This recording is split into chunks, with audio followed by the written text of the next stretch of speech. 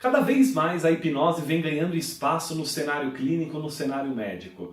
Mas essa mesma hipnose, ela foi condenada lá no começo do século XX por Sigmund Freud. Então hoje o tema é justamente para entender por que Freud condenou a hipnose. Meu nome é César Bueno, eu sou Master Trainer no Instituto Helix, sou neurocientista e pesquisador em Harvard. O quadro hoje é A Verdade sobre a Mentira, onde eu abordo a verdade nua e crua sobre diversas ferramentas do desenvolvimento humano. E o tema desse vídeo é Por que Freud condenou a hipnose?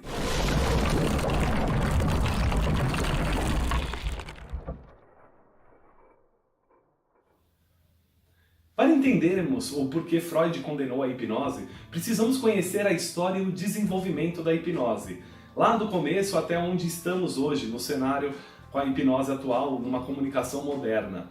Acontece que a hipnose já era utilizada há mais de 1000 anos por faquires, por pessoas que utilizavam essa ferramenta de comunicação para reduzir dor, até em rituais, ou como o chamavam antes da medicina de desenvolvimento.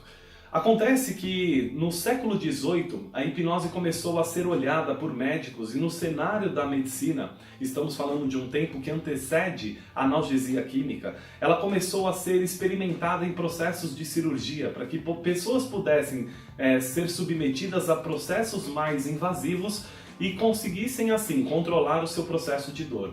E de fato ela foi usada em milhares de cirurgias. A hipnose, lá no século XVIII, foi experimentada por médicos neurofisiologistas, não só no processo da dor, mas também na cicatrização e mudanças fisiológicas e reemissão de algumas doenças. Somente lá no final do século XX que começaram a experimentar a hipnose no uso da psicoterapia. Começou lá no behaviorismo para ver qual que era o comportamento de estímulo e resposta com a utilização dessa ferramenta de comunicação. E lá no final desse mesmo século, uma pessoa chamada Charcot estava pesquisando a utilização da hipnose dentro de um consultório.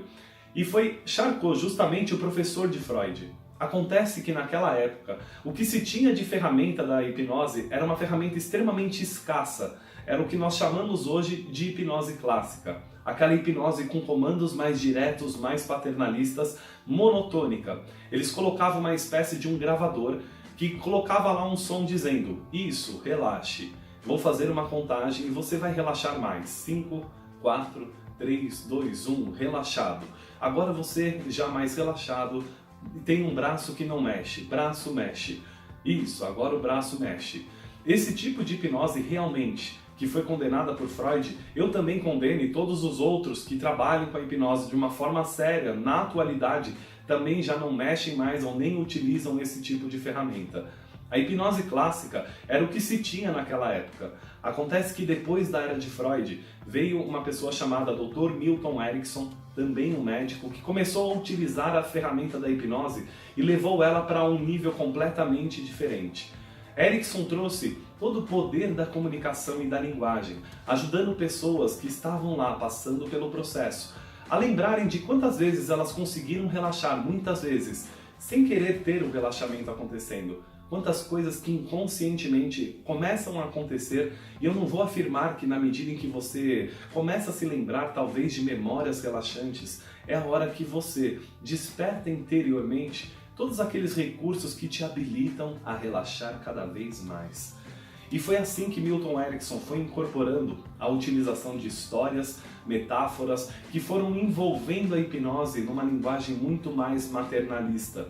Não tinha um comando direto, assim, braço que não mexe, mexe. Aí ele conseguia mexer o braço, aí a perna ficava travada. Não tinha a ver com dizer o que a pessoa deve fazer, mas muito mais em fazer a pessoa diminuir as suas frequências de ondas cerebrais, entrar num processo de abertura e, numa forma conduzida, conseguir organizar a estrutura da sua experiência subjetiva. Ou seja, a forma com que essa pessoa constrói seu mundo interno a partir dos estímulos que recebeu. Esse tipo de hipnose foi sendo então desenvolvida depois com a entrada da programação neurolinguística e modelando assim o que Milton Erickson tinha feito, chega num ambiente muito mais assertivo, profundo e direto na resolução de conflitos, ou seja, na psicoterapia de mudança breve.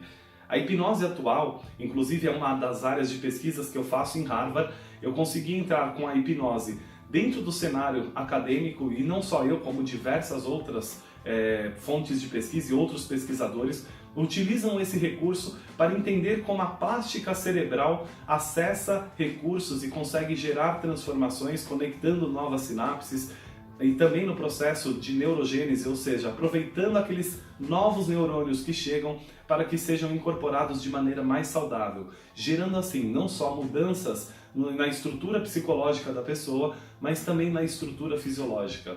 Hoje a hipnose em diversos países tem sido usada no tratamento adjunto no câncer, no tratamento como Alzheimer, entre tantos outros distúrbios fisiológicos. E dentro da psicoterapia, diversas universidades lá nos Estados Unidos incorporaram a hipnose e a programação neurolinguística como uma psicologia integrativa. E aqui no Brasil nós já conseguimos colocar a hipnose dentro do Sistema Único de Saúde.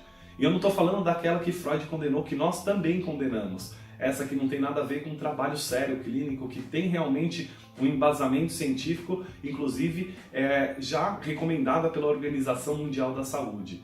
Então eu convido você, que é um psicólogo, um terapeuta, para conhecer um pouquinho mais do desenvolvimento dessa ferramenta. No nosso site tem diversos materiais, www.institutoelix.com.br, entre tantos outros profissionais sérios, que representam não só universidades lá nos Estados Unidos, como também grandes fontes de pesquisas com essa ferramenta incrível dentro do cenário clínico. Gostou desse conteúdo? Deixa aqui o seu curtir. Se você ainda não é inscrito no canal, se inscreva para poder acompanhar o conteúdo que chega toda semana, falando um pouquinho mais profundo sobre esses temas de desenvolvimento humano e de construção de resultados. Se você gostou muito, compartilha para que outra pessoa possa também conhecer o tipo de hipnose que foi condenada por Freud e como está o desenvolvimento dessa ferramenta nos dias atuais. Eu vou deixar aqui na descrição um link para você também acompanhar os nossos podcasts que saem semanalmente falando sobre temas do desenvolvimento humano, para que você possa escutar na academia ou indo de um lugar ao outro. E também vou deixar aqui um convite para você nos acompanhar nas redes sociais, @Instituto Elix lá no Instagram e Instituto Elix no Facebook. Eu espero você num outro material. Um forte abraço, gratidão. Valeu!